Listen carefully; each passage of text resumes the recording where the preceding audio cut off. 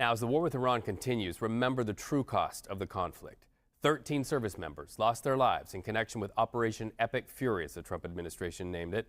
Dozens more suffered injuries. You likely didn't know that they were in the hospital even today. Some now recover at Walter Reed National Military Medical Center in Washington.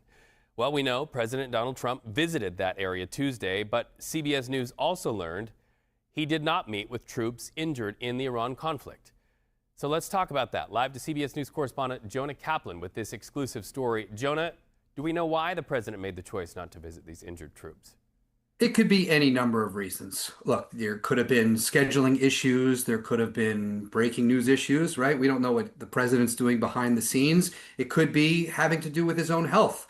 We know the president, we understand, was there for what he calls a routine checkup, but we still don't know fully the extent of that. But I think the bottom line is this. It's not about can or can't. The president chose not to make time with these soldiers. He could have chosen to make time, but he didn't. And yes, we understand from the White House that the president did visit other soldiers who were there, and we don't know the extent of their injuries, where or how they were injured, but we know there were 14 service members injured in Operation Epic Fury, not all of them from the single deadliest attack that was at the Port of Shueba at the beginning of the war, but there were 6 soldiers currently at Walter Reed from that deadly attack that are getting treatment there, and the president did not make time to visit them. Any reaction from the families of these wounded soldiers or the White House on your reporting?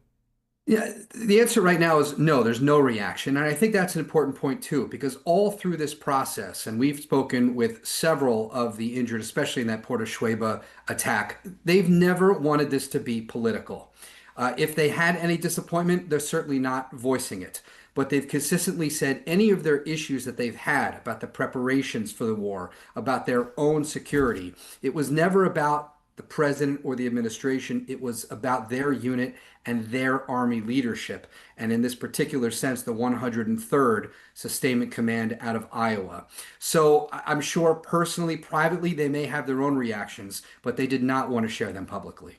Original and exclusive reporting from one of my favorite investigators, Jonah Kaplan, here on CBS News 24/7. Good to see you, my friend. Take care. Good to be with you.